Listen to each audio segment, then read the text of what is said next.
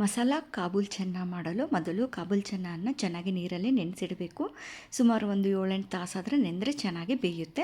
4-5 whistle ಹೊಡ್ಸ್ಕೋಬೇಕು. ಈ ಥರ ಚೆನ್ನಾಗಿ ಮೆತ್ತಗೆ ಬೆಂದಿದೆ. ಇವಾಗ ಇದಕ್ಕೆ ಒಗ್ಗರಣೆಗೆ ಎಣ್ಣೆ, ಸಾಸಿವೆ, ಜೀರಿಗೆ ಅದು ಚಟ್ ಅಂದ ನಂತರ ಸ್ವಲ್ಪ ಕಾಬೂಲ್ ಆ್ಯಡ್ ಮಾಡ್ಕೊತೀನಿ.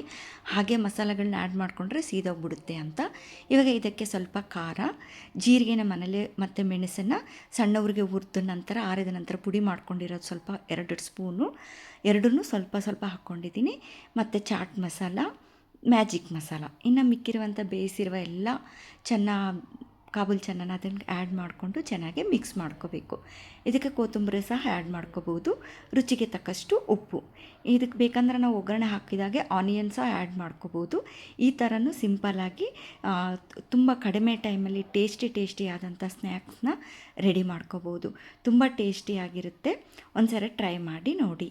Ready to eat masala kabul channa. Thank you for watching.